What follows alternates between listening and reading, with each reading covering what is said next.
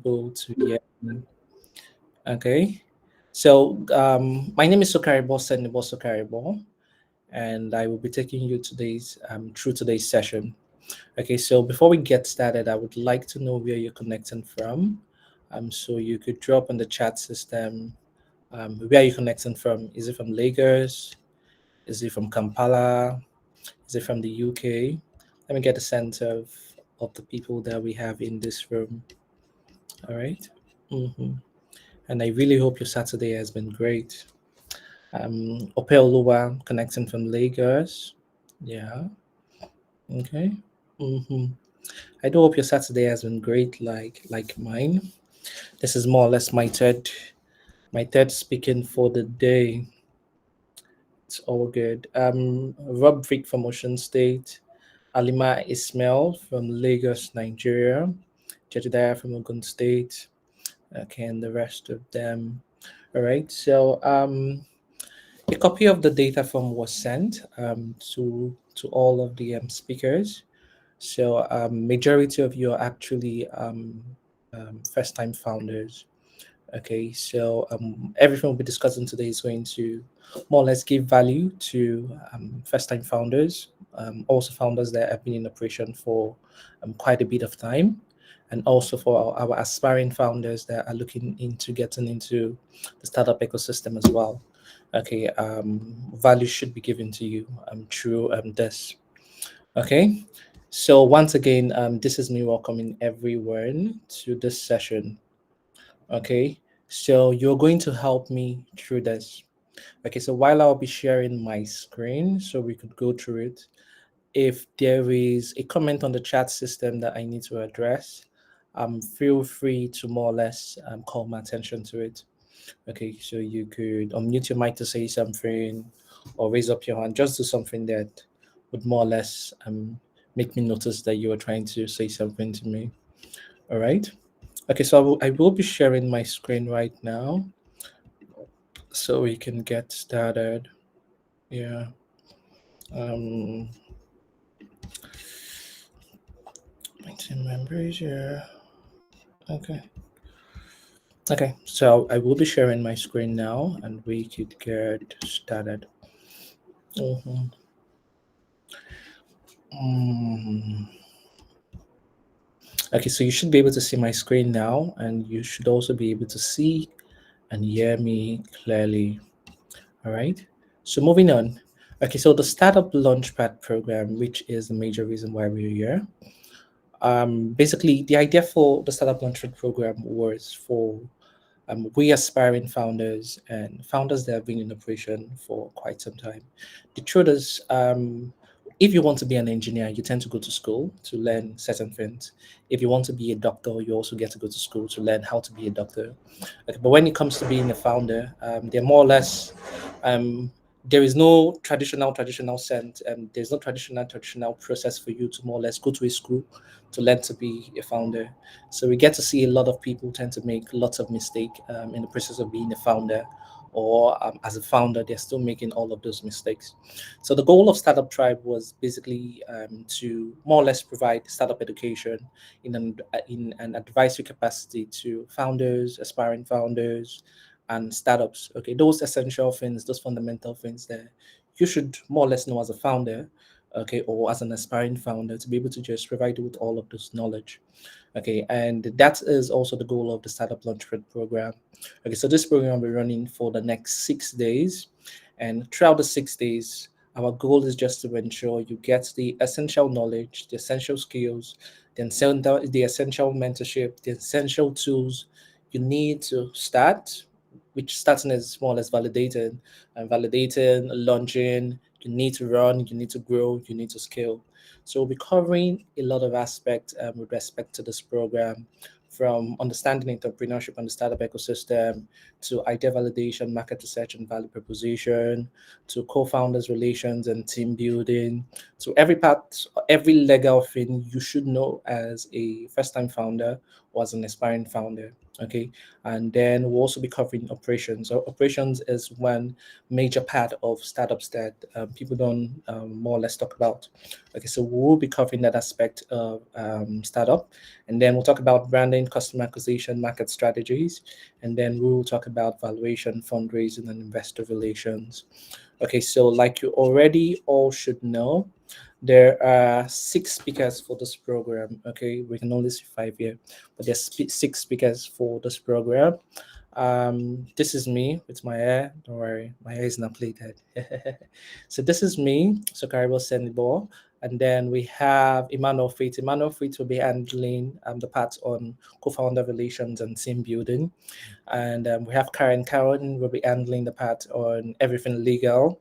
Okay, and then we have Gladys. Gladys will be taking the part on venture, investment, fundraising, investor relations, and pitching. She will be covering all of that aspect. And Jago will be covering the aspect on branding, customer acquisition, and everything that's to do with marketing. Okay, so I'll be taking today's session. Tomorrow's session should be Manuel, and then we have Karen, and then we have Zikora. Zikora will be taking the aspect on operations, and then we have Jago, and then we have Gladys.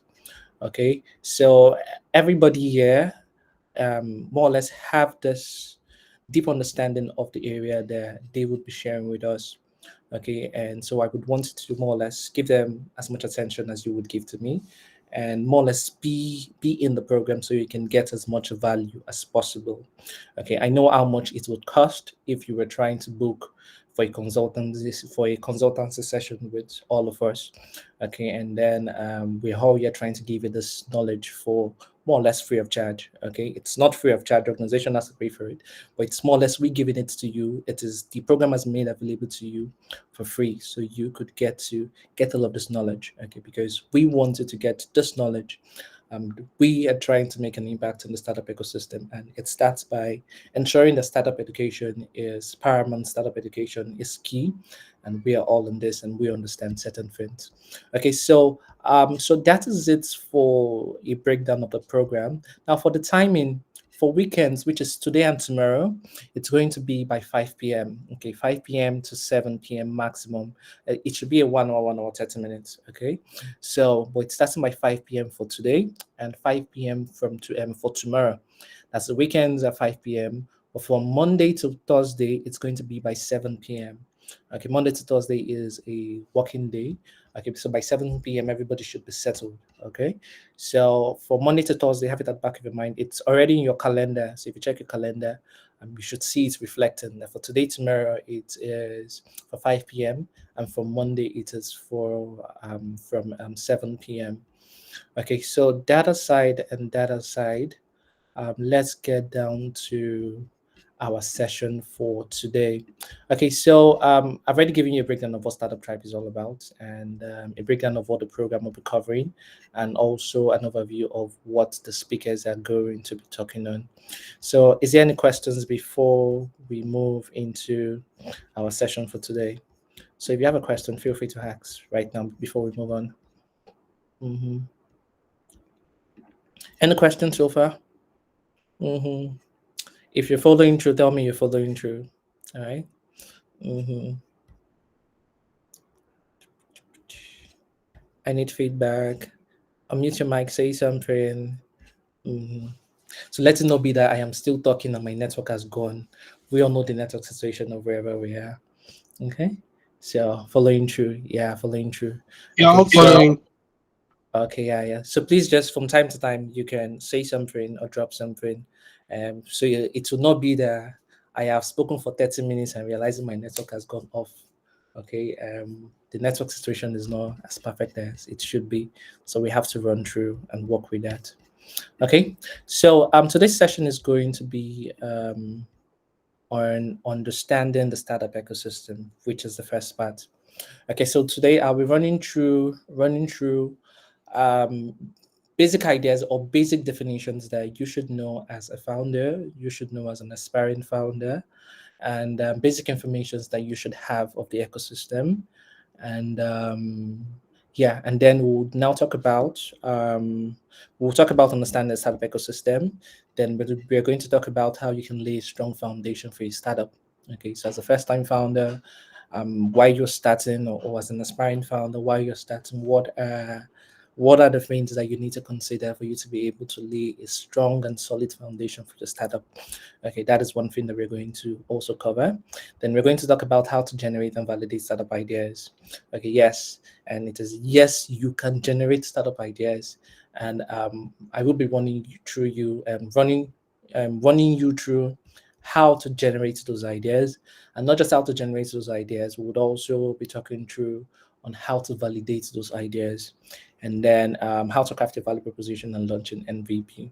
Okay, so I hope to do this within the next 35 to 40 minutes maximum, and then we'll do questions and answers. Okay, so if you have any question through the session, feel free to more or less drop them in the comment section or write them down. Okay, we're going to have enough time to take Q&A. Okay, so you could ask all of your questions during that time. All right. Okay. So this is me just putting pictures of startups and people in a place. We should know some of these places. This is Co-Creation Hub. This is more or less Yaba. Okay, and the idea was to just give you, when you see these pictures, what comes to your mind? Okay, so innovation, places, and the rest of them. So yeah. So fundamentals, which is what is understanding the startup ecosystem. So we all tend to make use of the word startup, startup, startup, startup, startup, startup, startup, startup. But what exactly is a startup? What is a startup? Okay, and but recently I was in a government meeting, okay, to discuss the Startup Act, and then one of the ladies we have there, okay, was on the committee that did the first initial drafting for the Startup Act, and they were like, when it came to the definition of startup, okay, that it actually took them the whole day for them to agree on what exactly a startup should be. Okay, so there are diverse interpretations and diverse definition of what a startup is. Okay, but for this session, and what you should have at the back of your mind is, a startup is more or less a tech enabled business with the potential to grow rapidly. Okay, so with the potential to grow rapidly. Okay, that ability to grow rapidly is one of the major characteristics of what a startup should be. Okay, so you can go with the definition of a startup is a tech-enabled business, okay, that has the potential to grow rapidly. Okay, so that is a basic definition of what a startup is that I'm going to give to you. I know, like I said, people have different interpretations of what it is and different definitions of what it is. Okay, but just have at the back of your mind, tech as part of it, and then that ability to grow rapidly is also part of it. So, what makes a startup different from an SME? So, an SME is a small and medium enterprise, okay, which there's always that argument of, okay, a startup and SME, are they not the same thing? They're actually not the same thing. There's a key difference between what a startup is and what an SME is, okay, and the key difference lies in these four things. Okay, the business model and scalability. So, like I said, startups have this potential to grow extremely rapidly. Why for an SME now, like your Mama Nkechi supermarket, can see that for 5 years it's still the same way it is. Okay, they're making profits, they are being sustained, but they're just there, and then it takes them a long time for them to be able to scale. Okay, but startup have that ability to just go zigzag. Okay, if I ask you how old is Flocktawave, Flocktawave is barely up to 7 years. I think they're not up to 7, 8 years, and you can see how far they have been able to scale. Okay, so those are the characteristics of what makes a startup a startup: the ability to be able to scale rapidly. Risk appetite. Startups have a lot of risks involved in them. Okay, unlike SME that has low risks. Okay, it is buy this, sell this. It is little or no risks for SMEs, but for startups, the risk appetite is usually massive. Okay, and because of this risk appetite, is why the funding sometimes, most times, is actually massive and necessary. Okay, so one of the factors that make startups different from an SME is their risk appetite. So startups have high risks, SMEs have little or no risks, and funding and investment. Startups usually require lots of funding because of their high risk model and because of they have to scale really, really fast. Scaling is expensive, risk is risk. Okay, so because of this, funding for startups is usually massive. Okay, why for SMEs it is usually really, really low. And then for startups as well, when it comes to this exit strategy, now exit strategy is also one key part of what a startup should be. So there is this school of thought that says every startup should be thinking, should a startup is an entity that has an exit strategy. Okay, in the sense that as a startup, from the word go, you are thinking of either of three things as an end goal. So your exit strategy can either be I want to be acquired by a larger company. So that is your exit strategy. So from day one, everything you're doing is when it gets to this point, my exit is I want to be acquired by a large organization. Okay, another exit strategy is I want to go public, which is where IPO comes in. Okay, that is also one major exit strategy. And then merging as well, which is you merging with another company to become a new entity. Okay, so startups usually have these three major exit strategies from the word go. SMEs don't really have an exit strategy; they just want to exist and yeah. Okay, so these are the key differences between what a startup is, what an SME is. Understand the startups, highly scalable, high risks, so require high funding, and there's always a defined end goal for them, which is being acquired or going public or now merging with another organization. Okay, so key players in the startup ecosystem, which are people that just essential groups and people that you would more or less get to encounter in the startup ecosystem. So the first one is entrepreneurs, which is where you and I fall in. We are the human beings. Okay, so the founders. So you as a founder, you're referred to as an entrepreneur. Okay, so you are one of the key players in the startup ecosystem. Okay, without you, we more or less can't exist. All right. So we have the entrepreneurs, which are the founders, which are the ones that get to bet the idea, execute the idea, and more or less try to see how they could scale up the idea. So we have the entrepreneurs, we have the investors. The investors are the ones that have that's big money that we are looking for. So since we have to scale fast and the startup business has a lot of risks, okay, so we need lots of money. Most startups need lots of money. So the investors comes in to more or less, okay, we have this money, okay, but giving it to you to more or less do what you need to do. So we have the investors, okay, and then we have the incubators and accelerators. And what the incubators and accelerators do is, and part of what we're doing, okay, even if we're not an incubator or no an accelerator, so they more or less try to help you grow fast, okay, as quickly as possible. So incubators, they house you, provide you with those essential things that you more or less need to kickstart, and give you some duration to more or less get to point A to point B to push you out. So we have incubators and accelerators, okay, that more or less do all of this. So in one of the major examples is the YC, which is the Y Combinators. Okay, so they fall also under the incubators and the accelerators. Then we have the government initiatives. The government initiatives, wherever there is money, wherever impacts has to be made, the government also has to be involved. Okay, so there are lots of government initiatives in Nigeria. We have the needs there and the rest of them, and they are all there to also they are part of the ecosystem and they are major stakeholders when it comes to the ecosystem as well. And we have the educational institutions, which more or less are there for research work and the rest of them. Okay, so these are key players that we have in the ecosystem that you have to understand what each of their role is. What is my role as an entrepreneur? What is their role as an investor? What is their role as an incubator? What is the government's role, okay, in the ecosystem? So you have to understand each of these because they have a way of influencing you and your startup.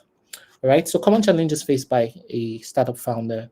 Limited resources. Okay. So just like we already agreed, startups can have a lot of risks initiated. Um, they can have a lot of risks that are associated with them. Okay. So you may more or less realize that you have limited resources in terms of your capacity to be able to solve the idea, or solve the challenge, or bet the idea that you want to bet. Unlimited resources can be in two ways. It can be financial limitment.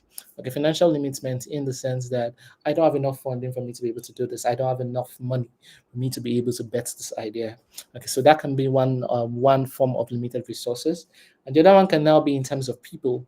Okay, which is going to be one of the major problems you will be facing as an aspiring founder or as a founder with no money. Okay, in the sense that as a founder with no money, it means you need other people to be able to come to buy into your vision for you to offer, or for you all to get to bet the idea.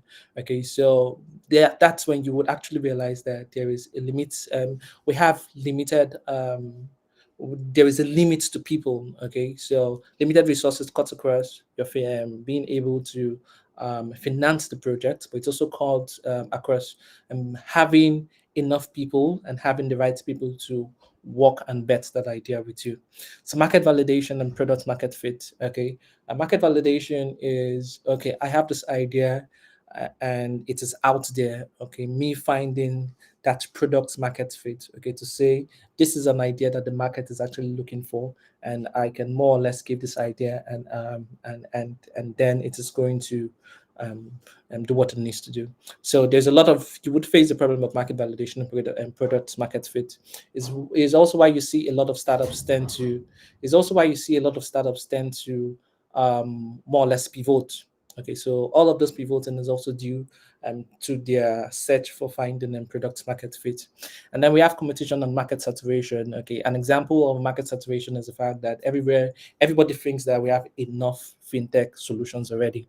Okay, so it increases competition, it increases market saturation. So that is one thing that you will also see. Okay, once there is a sector is working, once this idea is working, okay, fine, you will just see in the next month, three other people have come to join you in that space. And so the competition is usually fair. Scaling operations is something that we have already discussed. Okay, as a startup, you have the ability to scale up as massive as possible to just blow. Okay, so scaling operations is also one common challenge that a lot of startup founders tend to face, and regulatory and legal challenges as well. For the legal challenges, thank goodness we're having this program, so you get to more or less understand nitty-gritties of those legal things that you should know as a founder from the word go.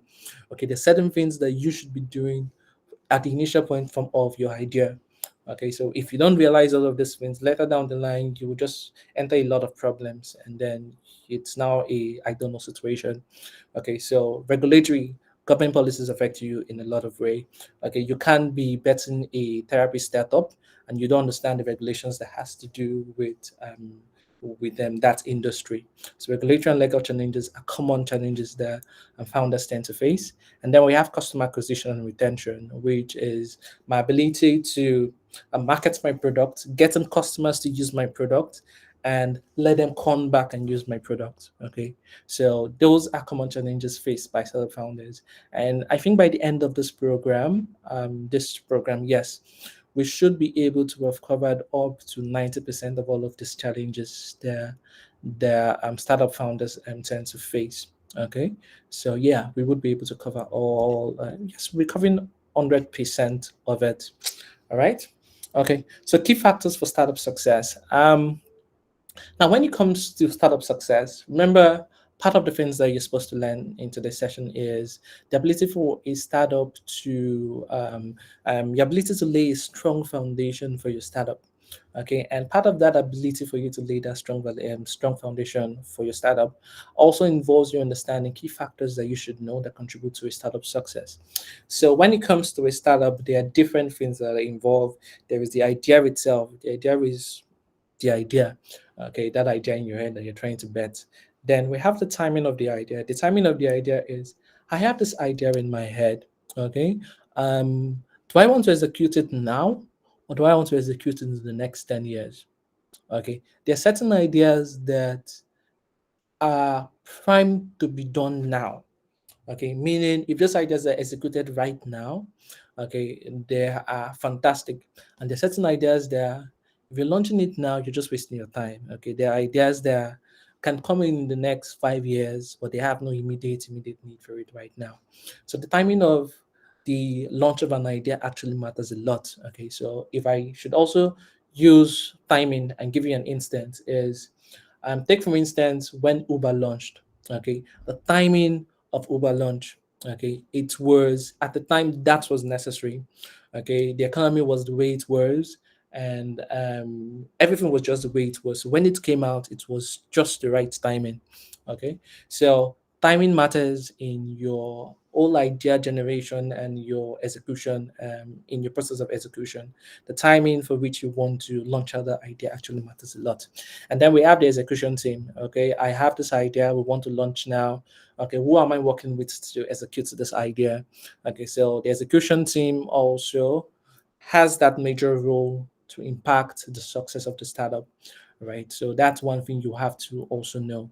And Emmanuel Fee to be taking this session on team to more or less understand how to onboard team members, when to know if you actually need a co-founder, and just those things that has to do with team and making the best selection out of your team. It would be covering that. And then we have the business model, which is your execution strategy. Okay, so your execution strategy also has a way of impacting the success of your startup. Okay, so that's something you have to take the time to understand and take the time to actually strategize to know how you want to design and implement your business model. And then we have funding. Okay, there are certain ideas that wouldn't go nowhere, okay, without funding. Okay, so funding plays a major role, okay, in your startup success. Now, there's something I love doing when it comes to these key factors for startup success. Okay, in terms of this five, one, two, three, four, five, which do you think is the most important? Okay, for me to when I say key factors for startup success, and I have all of this in this five, which is the most important? Okay, so I would love to have your feedback right now. Okay, so feel free to unmute your mic or drop a comment in the session in the comment section. Out of this five things, the idea, the timing of the idea, the execution team, the business model, and the funding, which do you think is the most important? Okay, which is going to yield the most success? Which is going to affect the success more? Okay, so let me have your feedback, guys. Mm-hmm. Okay, I want to take this to a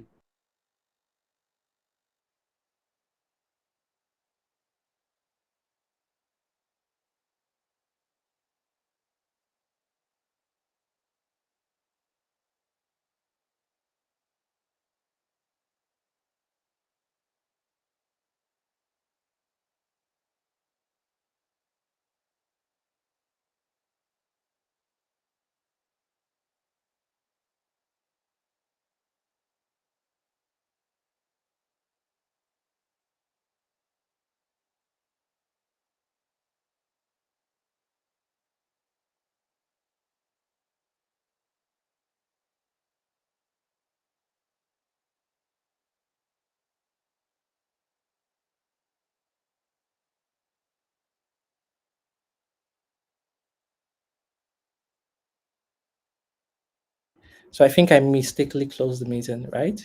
Yeah. Okay. So I was asking a question. Um, in those five things that I listed, okay, this is what I wanted to do. Yeah. In these five things I listed as key contributors to startup success, the idea, timing of the idea, execution team, and business model and funding, which do we think plays the most major role to a startup success? Okay, so if you sent a message previously, you have to resend it again. Okay, idea execution seems to be the most important. Getting the team to visualize and carry out the idea is paramount.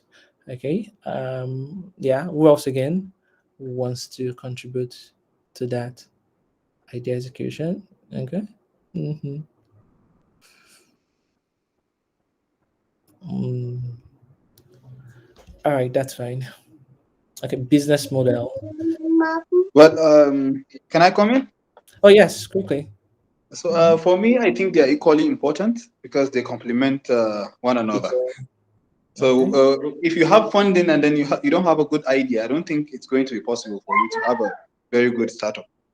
And if you Okay. have an idea, or Mhm. rather, if you have money without idea, or you have idea without funding, it's not Mhm. going to be possible for you to have a very good startup. So, I think They are equally important. Okay, yeah. Mm-hmm. Thank you. Okay, so yeah, they're all equally important. Okay, but some of them are more important than some of them. All right, and it is very important that you understand the hierarchy of all of this. Okay, there is a research work that actually backs this up, and you could more or less get to. I would be dropping a link to that research work, so you tend to see this and understand where the perspective is coming from. Okay, so on that research paper, which I also agree with, when it comes to all of this, the one of the major important things is the timing of the idea. Okay, the timing of the idea is a very critical factor for your startup success. Okay, so if you miss the timing of the idea, you may tend to miss a lot of things. Okay, you may tend to miss a lot of things. The timing, you can receive funding, and then what are you funding? You're funding something that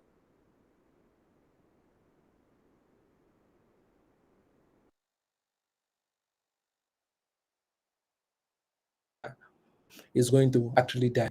Okay, it is supposed to be executed, and the team you have to execute this. So timing of the idea, the execution team, before the idea in itself. Okay, after the idea in itself, then we have the business model before we have funding. Okay, so timing of the idea very important. Your execution team very important, and then the idea in itself matters a lot. And then we have the business model, and then we have the funding. Okay, so but remember, all of these things are important, and if you get all of these things right, you're good to go. Okay, but also, yeah, you get what I'm trying to say. Okay, so then when it comes to this idea in itself, startup ideas, startup ideas, startup ideas, startup ideas. Remember, I told you that we're going to discuss how more or less to generate this startup idea, and also how to also validate the idea.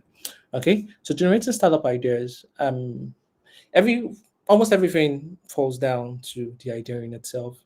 And so one key requirement for entrepreneurial startup and product success is the ability to develop and offer something unique to the marketplace. Okay, something unique is being used to replace the word ideas intentionally. Okay, because I want to break it down into what we mean by the idea in itself, and also be able to bring in other terms. Okay, so your ability to bring in something unique to the marketplace is part of what is important for your startup and success. And when we say unique, unique can be in three phases. Okay, uniqueness in idea, uniqueness in solution, and uniqueness in adaptation. And the truth is, these three things are very important to the startup ecosystem. So you should understand, what do we mean by uniqueness in idea? What do we mean by uniqueness in solution? And what do we mean by uniqueness in adaptation? Your ability to understand these three would enable you to generate startup ideas. Okay. So yeah. So uniqueness in idea is what we call creativity. So uniqueness in idea is what we call creativity. Uniqueness in solution is what we call invention, and uniqueness in adaptation is what we call innovation. Okay, I know we're all used to the word innovation, innovation, innovation, innovation, but what exactly, what truly is innovation, and what is creativity? So the order of hierarchy is we have creativity. Creativity is that novel idea. Okay, my ability to generate that idea that has not been thought about. Okay, that is creativity. So, like we have the ability to develop something original, particular an idea or a representation of an idea. It's creativity. So, majority of the startups we have, and all of the startups we have, are bettered from creativity. So there is if you trace and trace and trace and trace, there is a point of creativity to every startup. And so creativity is that ability for you to be able to come up with a novel, unique idea, okay, that has not been thought about. It is entirely novel. Okay. Now, invention is not that your ability to convert that unique idea to a solution, to a product, a service, or a prototype. So that conversion of my unique idea to a solution, okay, to a product, okay, to a service, okay, that people can use is invention. Okay, so invention relies on creativity. So invention is the after product of creativity. Okay, so when we now use the word innovation, innovation is copy, refine, and paste. That's innovation. Innovation is copy, refine, and paste. So innovation is majorly adapting that invention to a new condition or a new environment. That is what innovation is. So if you use the word innovation, just know that innovation is more or less I am copying, I'm refining, and I am pasting. That is what innovation is.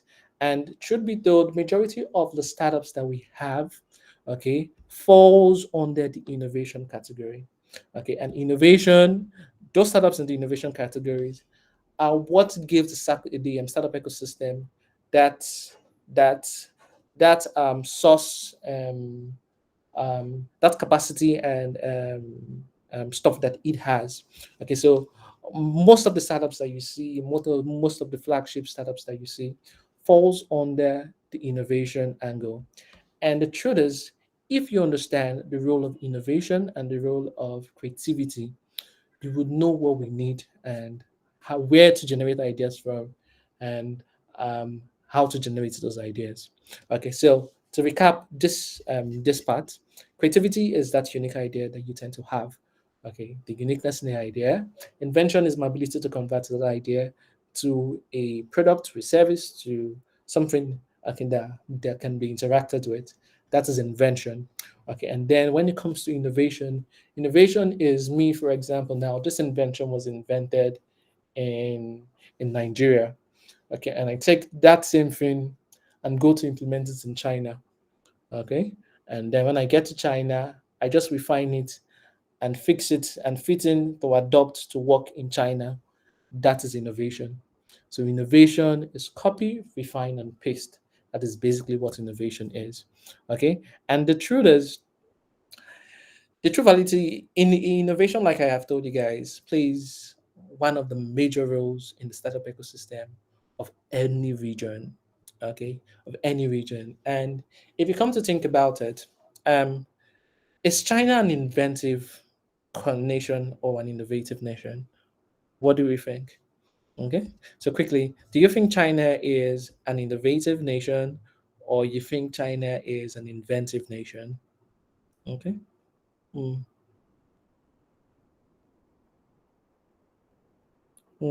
So let me get your feedback so we can proceed.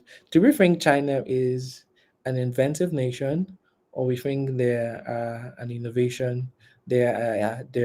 innovative nation, inventing nation? Mhm. Hmm. Anyways, China is more of an innovative nation than an inventive nation. It's part of the reason. That is why you have a lot of China products. It's as if China has copied everything. Okay, so no matter what you want in this, there's a copy of it in China. Okay, so China were able to get that understanding of what innovation is and the role innovation plays to the ecosystem, and they did it so well that they have copied everything that they need to copy. So they have no other alternative now to be invented. All right. So it will shock you that China has an alternative to major products that you see. So you see Facebook, there's an alternative to Facebook in China. You see LinkedIn, there's an alternative to LinkedIn. So they have the ability to, oh, what's working out there? This thing is working out there. Copy, paste, refine. Okay, so they became so good at it that there was a copy of almost everything China products. Copy. Once you just hear China, you just think that okay, this is a copied product. It is not original. It is, and they did something that is similar to what was there before for them to sell.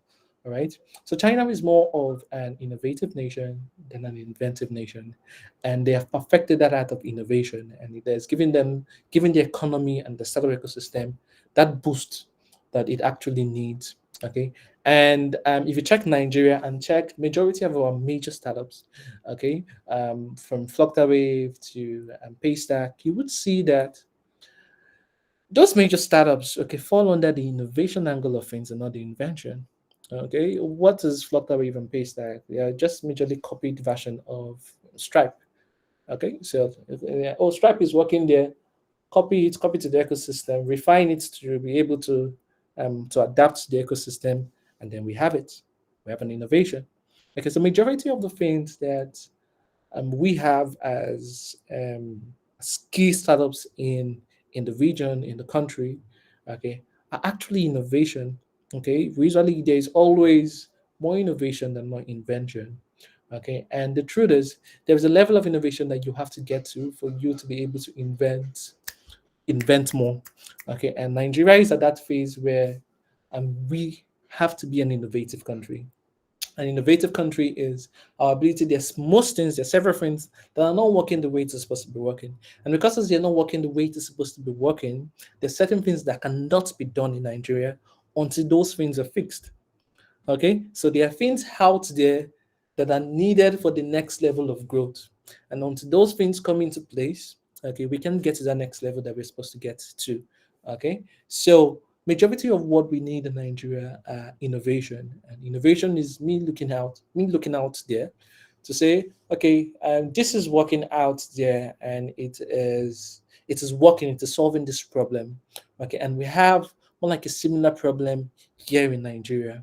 Okay, so I will take this, refine it to be able to adapt to my ecosystem. So my ability to refine it and adapt it to my ecosystem is innovation. Okay, so you can see how to generate startup ideas. So my startup idea, I can focus on just being an innovationist. So I want to bet more innovations. And innovations is what's working, what's the problem? Is there a similar problem here? Okay, that my ability to take that problem, refine it, and adapt it to my ecosystem. Okay, and makes it an innovation and makes it's part of what boosts the ecosystem. Okay, so yeah, so that is the difference between the creativity, invention, and innovation, and the fact that innovation plays a major role in the ecosystem. And majority of the time, most of the things we need some level of innovation for us to get to the level of invention that we need to get to. Okay, so there are lots and lots of innovation that still needs to be adapted into the country, into the nation. That has to be done. Without all of this adaptation, we wouldn't get to the level of invention that we actually need to get to. Okay, so yeah, so now let's say I think I would want to give you guys an instance of invention and innovation. Okay, so like I said before that we had Uber. So Uber was the first ride alien, or was he the first one? There was Lyft. There's still the contemplation of which of them. Okay, so let's say Uber was the first one. Okay, so if Uber was the first ride alien service, so it will mean Bolt, InDrive, and the rest of them are more or less what innovation. All right, so you could understand it in clear examples. So if Uber is the invention, the innovation is what? Bolt, InDrive, Speed Drive, and the rest of the other drives that we have as a ride hailing service. Okay, all those now fall towards innovation. So when there's an invention, well, this is working. Let's take this, adapt it into our own ecosystem. It becomes innovation. Okay, so I have the idea. I know how to generate the idea, but how do I adapt this idea? Okay, remember the true validity of innovation lies in the ability to adapt the solution to new conditions and new environments. And this is because if I have to take what is out there, copy it, and want to paste it down there in its entirety, the tendency for that to fail is massive. Okay, every environment, every ecosystem has its own uniqueness. So every environment is unique, every condition is unique. Okay, so the uniqueness of the environment is what gives room for you to be able to be innovative. All right. So I am taking this out there. I can't just copy this out there and bring to my market and expect it there because it is working in United States. I copied it as in my idea. I want to implement it here. I implement it same and expect it to work, and there's a huge probability that that is not going to work. Okay, the true validity of innovation lies in your ability to adapt that solution to the new condition and new environment that you want to bring it in. Okay, so in your process of adapting the solution, you have to validate. Okay, so you have to validate your idea. You have to refine the idea before you push the idea out there. Okay, so I have this idea now. Okay, how do I more or less validate the idea? Okay, so for validation of the idea, one of the major tools that I tend to recommend for validation of ideas is design thinking framework. Okay, and the design thinking framework, a lot of us should already be. I don't know if you are a designer, you should already be used to the word design thinking.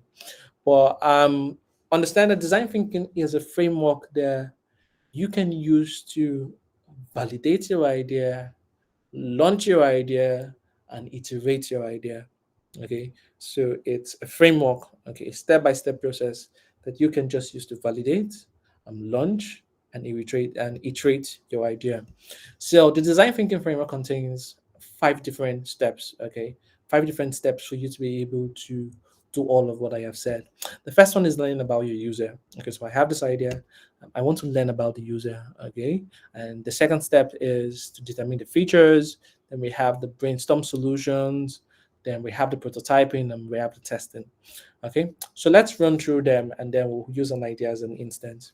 Okay, so we have the discovery. In the discovery phase of the design thinking, what you were doing is learning more about the user. Okay, every solution, every problem has a set of people that those problems are targeted towards, a set of people those solutions are targeted towards. There are people experiencing this problem, and there are people that these solutions are being targeted towards.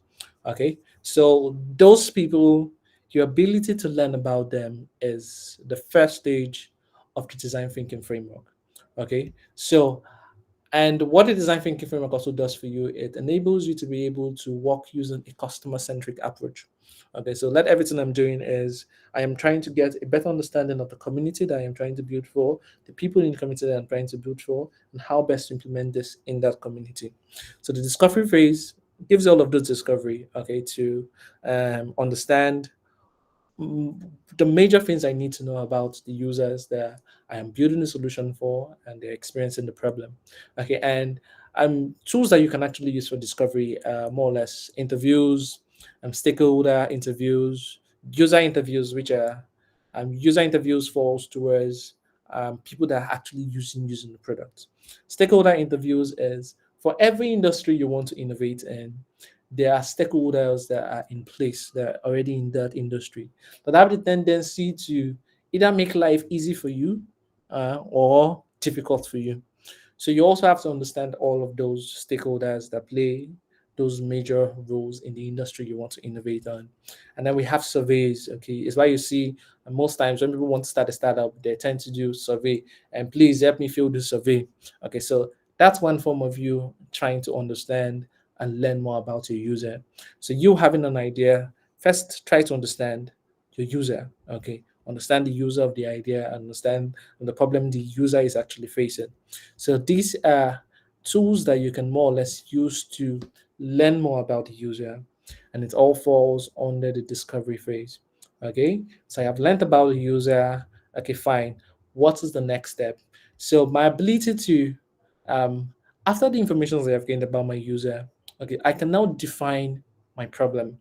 Now, the reason why the discovery phase comes before the define is, like I said, I am bringing this. Okay, adaptation requires me to have a deep understanding of where I want to adapt this in. Okay, and in my process of adaptation, I would have to refine whatever idea that I want to implement. So in the process of refining, I have to take things out, add things, or do whatever I need to do to refine the idea. But all the refinements I have to do is based on the data and what I have perceived, okay, is required by the community I'm trying to innovate in. So that is why you have to learn about the user, learn about the user using all of these tools that are there. And then I have learned about the user and I have been able to identify what their pain point is. Okay, this is what this user feels, and 80% of the users that we interviewed actually are facing this same problem. Okay, so because they're facing this problem, okay, so this is their major pain point. It is not this one. Okay, when we looked at this data, when we did our our discovery, we noticed that this part we thought is a major focus Okay, it's actually not a major focus. A lot of people do actually care about it. Okay, so this is not something that we can bring into the market right now. Okay, so you have to learn about the user, and then in define phase, you're not defining how you would be able to um, define that problem. Okay, define the pain points that the user is facing in a very structural way. Okay, so in your process of defining, you have things that you can do, and one major one that I always emphasize that people get to do is a problem statement. So a problem statement is a statement that more or less, in two sentences, explains the problem that you're trying to solve. Okay, that is your problem statement. Okay, so I've studied the user, and the user, this is a major pain point, and this is what we're trying to solve. So your ability to articulate what the problem is a problem statement. So we have that problem statement. The user journey is, okay, user goes from this to this, this to this, this to this. Personas is you're trying to define what exactly the type of person there um you are targeting. So for instance, now if I have to do a fintech product, my major focus is not going to be somebody in the interior village. Okay, that's not my major focus. So personas more or less gives you an idea of who your target is. Okay, so these are tools that you can more or less use to define your problem. So define, determine features. So that is what you're doing as the second phase, defining exactly what you're trying to solve, defining exactly the problem that you have identified. Okay, so after I have defined the problem, then I brainstorm solutions. Okay, it is one thing to identify a problem, it's another thing for you to be able to come up with a solution that can best solve the problem in the location that you are.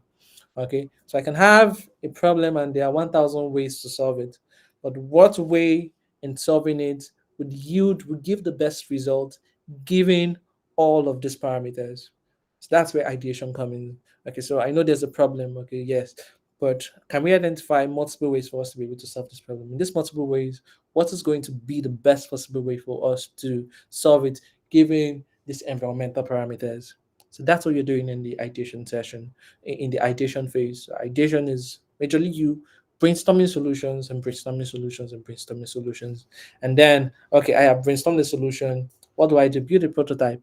Okay, so a prototype is more or less your MVP. It can be your MVP, something that you can push to the market to. We all know what a prototype is. So a prototype is a test version of something. Okay, so something you can just push to the market to get actual feedback on your proposed solution. You have a feedback on the problem you're trying to solve, so you know this is a problem. Okay, the prototype phase, you were pushing something out to see um to get feedback on the solution itself. So this is our solution to this problem. Okay, get to interactors and get feedback from that proposed solution, and you would see that there are arrows going back and forth, and it is because that most times that you may get a prototype and then you launch out the solution, and then in the whole launching out you realize that okay, there is this solution that we are going towards. Okay, it's not going to yield the results that we want. So we have to go back to the ideation. Okay. Or there are times where you realize um through your brainstorming, you now realize, oh, there's this segment that we did not consider, or this set of people that we did not consider, and we want to consider them. You go back to your discovery. So it's a iterative process in the sense that I can get to a point and realize something, and I go all the way back and flow again. Okay, so I'm allowed to go all the way back and start flowing again. Okay, so but just remember, discovery is me understanding what the problem is, and there are tools for me to be able to understand what the problem. Defining is me defining what exactly the problem is and trying to understand the problem in details. Okay, ideation is me trying to craft out a solution to the problem that I have identified with the environmental parameters that has to be considered. Okay, all of the things that needs to be considered, the network bandwidth of the location I want to do, financial capacity. So all of those things I am ideating to come up with a solution that's able to fit all of these things that I have defined. Okay, prototype is now okay, we have identified this solution. So want to build a prototype, okay, that more or less this is a proposed solution to the problem that we've identified. Okay, so your prototype can actually be a basic website. Okay, and I tend to more or less tend to advise people, and depending on what your idea is, okay, but when you are building something innovative, and your prototype can just be me basically putting up a landing page. Okay, putting up a landing page to just see if people tend to interact with it, or you're trying to just do some level of social media publicity and see if people actually comment and people tend to are people connecting with this? Okay, are people seeing this as are people interacting with this? Okay, so you could put up a basic landing page and maybe use Google Analytics to track what the visit is, and you can put up a form, okay, to more or less get that feedback. So that can be a prototype, okay. So prototype can be in various formats, okay, but that's the simple representation of what a prototype. But just remember, whatever your idea is, there would always be your ability to carve out a small portion. Now, what a prototype is not is something that has plenty features. Prototype is meant to validate your solution, okay, as the solution to the problem, okay. So focus on what is important, okay. This is the major aspect of what is important for this idea. Okay, this is the major part of our solution. Remove very other part as a prototype. Okay, let's test out this first. If test out this, get feedback, then we can come back, ideate again, add more things, go out there, and then we test. All right. Okay, so we have the prototype where you build something that you can test, which also can be your MVP. And then we have the testing. So the testing is you measuring things, all of the things that you need to measure performance, um, quality, and the rest of them. Okay. So while you test, you always have to iterate back. Okay. So it's a continuous process. Okay. Your startup journey is a continuous process. Okay. So when you do all of this, you get to the market, get feedback from the market, and go back. Okay, get feedback from the market, go back to improve your product. Okay, it's either you continuously innovate or you're going to die. And the word innovation is being used there as a process of improvement. Okay, so there is no stagnant. Even if you check Facebook, Facebook has grown over time. Okay, on um, how their platform has been. Okay, so they keep on improving and keep on improving and keep on improving. All right, so same thing goes for you. So the more you're in the markets, the more your product is out there, you tend to generate all of this data and get all of this feedback. It falls back to you to always now continually improve, improve, and improve. And your improvement and now go through. Okay, let's go back to this. Okay, we want to define. In defining, we have seen there are five problems. So we took one of the problems before. Now let's take the second problem.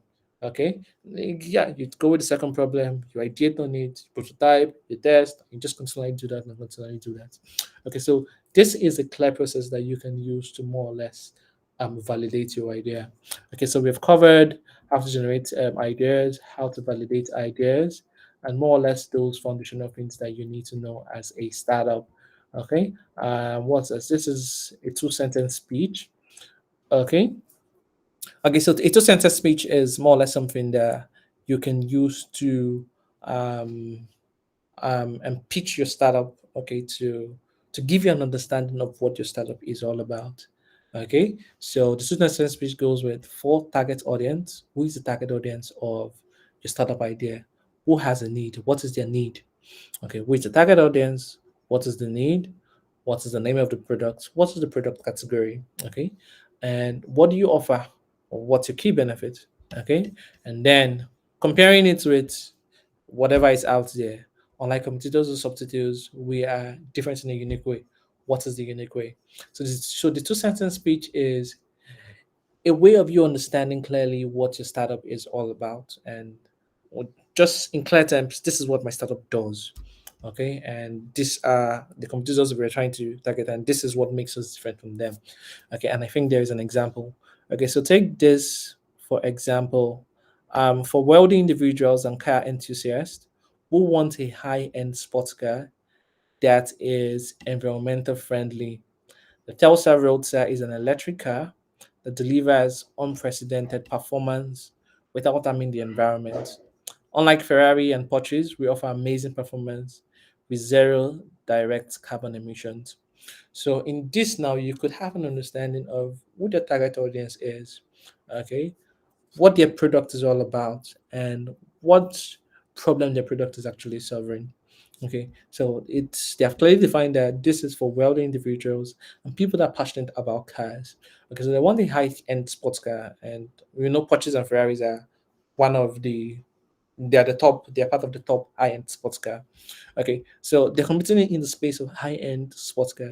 So you want the high-end sports car that is environmental friendly. So this now goes beyond I want a sports car. I want a sports car that is environmental friendly. Okay, so um, environmental friendly is now part of the uniqueness of the product. Okay, the Telsa Roadster, which is the name of the product, is an electric car. So it is basically what it's an electric car that delivers what unprecedented performance without harming the environment. And now, unlike Ferrari and Porsche, so I am saying, okay, these are their competitors. We offer amazing performance with zero direct carbon emission. Okay, so in this sentence now, you could easily identify what the target is, what the product is, and what's the uniqueness of the solution in itself. So that is basically the goal of the two sentence page. Okay, so at this point, I would take questions and get feedback from all of you. Okay, are you kidding me? Hello, can you all hear me? Yes. Okay, I just noticed that you guys are not seeing my screen and you guys are not saying anything. Mm-hmm. So let me just show you what I was trying to show you. You saw the slide, right? Please answer. No, no, no. Okay, you didn't see the slide. We haven't been seeing your slide for long. We haven't been seeing the slides. I was also asking if all the slides, if whatever slides you are reading from would be available. Oh, yes, it will be available. Okay, so let me just run All right, through where thank you. you stopped. Did you see this part of the slide? That's to do with the uniqueness, narrating startup ideas. None. We've not seen any slides at all. Well, Did you? I think we stopped seeing from where you said we can maybe tell you about the major idea or part of the I think ideas that made up startups. I think 5 ideas or something like that, if I can clearly remember. 5 ideas. Okay, this one, the Aha, factors. factors, 5 factors. So right from here we couldn't see it. Whoa, and I've gone far. You see part of the problem. That's why you needed But to give it. we were getting it. That was why we didn't actually bother to talk about that. You would have gotten it more. Okay, let me just run through it and then I'll take questions and answer. Okay, so this was a point I was trying to explain in terms of generating startup ideas and trying to explain to you what uniqueness is meant to be. So that uniqueness can be in the form of an idea, it can be in the form of the solution, and it can be in the form of adaptation. Okay, and uniqueness and idea is what we refer to as creativity. Uniqueness and solution is what we refer to as invention, and uniqueness and adaptation is what we refer to as innovation. So creativity is something original, something novel. It gives birth to invention. Invention is that conversion of my creativity to a unique solution, is what invention is. And innovation is my ability to adopt that invention to a new condition or a new environment, is what innovation is. So this was a slide I was using to explain all of that. And then this was a point where I was asking you guys question on if China was an inventive or an innovative nation. Okay, and I went on to explain how China have been an innovative nation is why they have a copy of a lot of things, and they are now moving towards being an inventive nation because there is almost nothing that they have not copied. Okay, so then I went to the point of explaining in Nigeria, majority of the startups we have, the key major startups we have, there is nothing inventive about them. They are all innovations. So they're all a copy of an idea that is out there that's been adapted to the ecosystem. Okay, so majority of the ideas you would be generating already exist out there. So I always recommend from the word go, when an idea pops into your head, the first thing you should do as an African, or you should do when that idea pops into your head, is check online and see if that idea has been worked on, if something has been done with respect to that idea. A majority of the time you'll see that there is something similar out there. So it's now on you to understand what is out there. Okay, so we're at the point we are at a point as Africans. I know majority of people we have here are from Africa, so we're at a point in Africa where we need a lot of innovation, and there is nothing bad about it. Okay, it's we just identifying this is something that working out there, and this solves this problem, and we as a country we have this same problem. So it is now falling back to me as an entrepreneur to see how I can take this solution that is out there, refine it, and adapt it to the environment that I am in. Okay, so it is innovation and there's nothing wrong about it. Okay, but also a caveat there. Okay, in the process of being innovative, understand that there are certain things when you copy them word for word, you are a copycat and you can be sued legally for it. Okay, so there is a limit to which you can do all of those. But when it comes to innovation, it's not innovation is me taking what is out there, refining it to be able to adapt to the environment that I am in. Okay, and then this was when I was explaining the old design thinking process. Okay, explain the discovery phase, the define phase, the ideate phase, the prototype, and the testing. Okay, and when I was making use of the word that these are the tools that you should be using, I was trying to demonstrate this. I was thinking that all of you were seeing my screen. Okay, so for the discovery phase, which is where I have to learn about the users, user interviews, stakeholder interviews, surveys, data analysis, metrics, and all of this are tools that I can use in the discovery phase to more or less understand the users that I am trying to develop a solution for or trying to solve a problem. And then this is me now defining what the problem is, having at the back of my mind all of the data that I have generated from this. Okay, and in the process of doing that, I may come up with several solutions. Okay, and several solutions, problem statements, okay, in this regard. So in the ideation phase, I'm ideating to see the best possible solutions for each of the problem that I want to solve. So I can take a problem and say, okay, we identified 20 problems, but we can't solve 20 problems. So let's take one. And we're going to ideate on this problem. Okay, so we ideate on it and be able to come up with a solution. And the solution, I am now developing a prototype to test on my solution. So in the prototyping, I'm trying to see the solution that I have to get feedback, real-time feedback on it. So at this point was when I said you can actually tend to develop a landing page to do all of that. Okay, but also you can decide to build in stealth. Okay, stealth startups that you know that this idea can be easily copied and you don't want it to be easily copied. Okay, but you also want to do all of your registrations, your domain, and secure all of those so you can build in stealth and only make information available to who needs to have this information. Okay, so there are lots of startups that are building these deals in the stealth mode. Okay, and then testing is what I was explaining, that you get to the market, you get feedback, and then with those feedback, you can come back all over again and start going again. So you have to continually, it's a continuous process that you have to do, and then you have to do.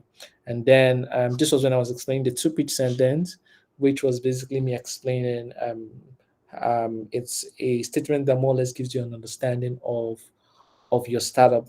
So for target audience, if you know your target audience, who has a need, okay, the product name is a product category that offers a key benefit.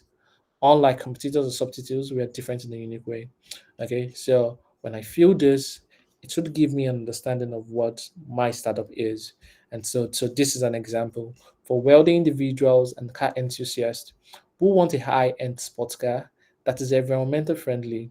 The Tesla Roadster is an electric car that delivers unprecedented performance without harming the environment. Unlike Ferrari and Porsches, we offer amazing performance with zero direct carbon emissions. So you can see from this two sentence speech, you already have an understanding of what the name of the company is, who the company, who their target audience is, what exactly the product is, what the uniqueness of the product is, okay, who their competitors are, and what makes them different from their competitors. So you have all of this explained this now, all of these points is there listed now, that understanding of it from just this two sentence speech. So I always tend to recommend it to startups. Okay, sit down, calm down, and write a two sentence speech. So if somebody's asking you, so what is your startup for? That's something that you just say, and when you say it, you just give them a broad understanding of what your startup is all about. Okay, and yeah, and then we go to the Q&A session. All right, so I'm so sorry that you weren't seeing my slides when I was doing all of the explanation. So hope you get it now. Okay. Mm-hmm. So questions. So I'll take questions now. Okay. Mm.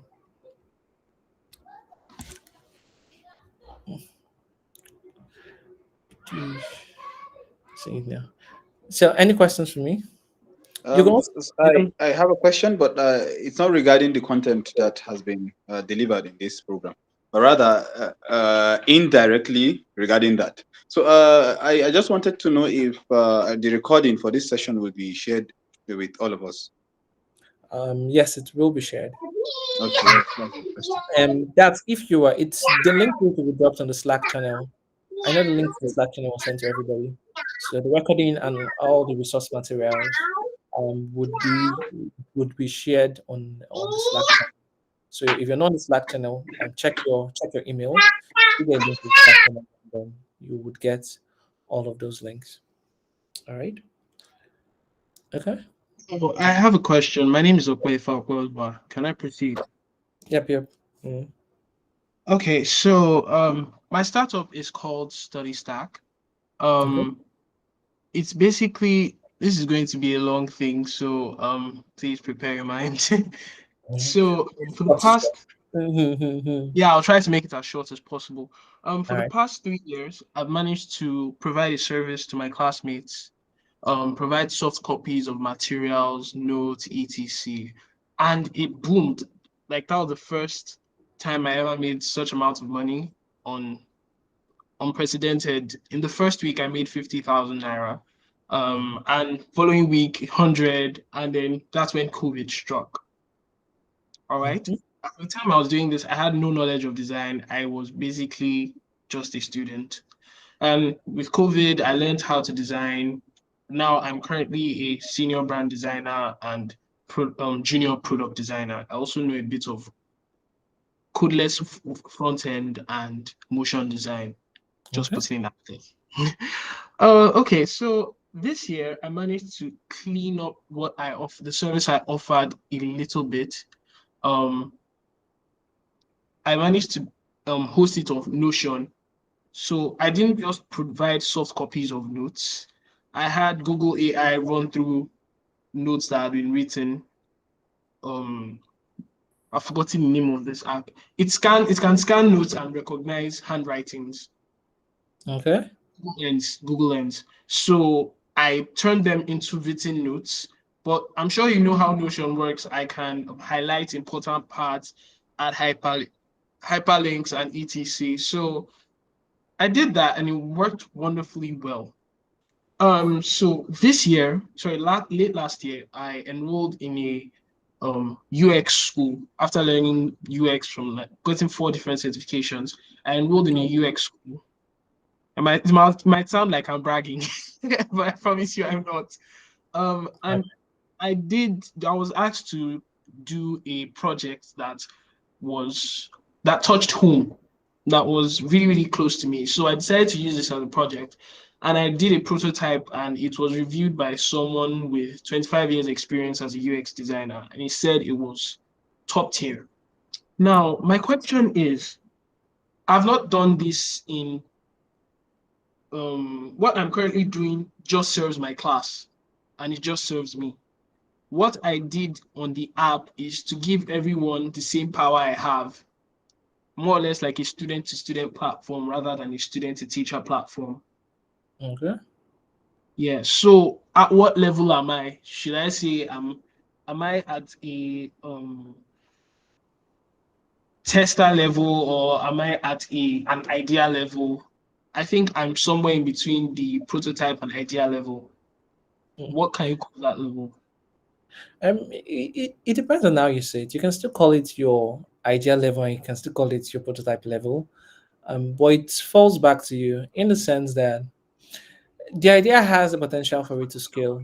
Okay, your focus right now has been your immediate classroom, okay, and Mhm, your school, okay. But there are also 1 million and other schools. Do you want to extend it mhm. to all of those schools? Yes, definitely. So if you want to extend to all of those schools, then you're still in the ideation. But if you say, okay, it's just my school, okay, if it's just your school and you have a prototype for just your school, you can improve on it. Okay. So your overall goal determines what stage do you really want to call it. But like you said, you were still in between that. You are, depending on how you see it, you're on the ideation and you're in prototyping. And also don't forget that I said it's an iterative process. Okay, you would get to the market, you would get feedback, and you always have to go back, repeat again, go back, repeat again, Yeah, the go back. diamond process. Exactly. All right. Yeah. Okay. So hope All that right, thank helps. you very much. Yeah, You're that welcome. helps. Okay. So any other question? Okay, we have 9 minutes to end the session. Mhm. Any other questions for me? If you don't want to unmute your mic, you can get to send it in the chat box. Okay, so hope you got value today. Okay. hmm Give me feedback. Hope you got value today. If you didn't get value, tell me you didn't get value. hmm hmm hmm All right, that's fine. So in the absence of, okay, thank you, Jedediah. Thank you, Ogua. Ogunwa, I'm so sorry. Okay. Um, so in the absence of any other question, okay, thank you so much, guys, for attending this session of day one. Okay, remember, day one was to give you that foundational knowledge of what the startup is and how to generate startup ideas and how to validate your startup ideas. Okay, which is what we have done. Okay, so tomorrow we're going to talk about your ability to onboard team. So I have the idea now. What is the next one? I need people to be able to build the idea. So how do you get people to join you to build that idea? Okay, that is what we'll be considering tomorrow. Okay, so if you're not on the Slack channel, please feel free to um, join the Slack channel. Okay, so join the Slack channel on the if you're not on the Slack channel. Okay, so join and join and join. We will be putting materials that we need to put in there, as well as putting in all of the resources that we need to put in. So it's going to be our form. It's going to be a means of us being able to easily communicate with you. Okay, and also feel free to make a post about the program. Okay, and post about something you have learned, and you can tag Startup Tribe, and you can also tag me to the post. Okay, share the value that you've received today.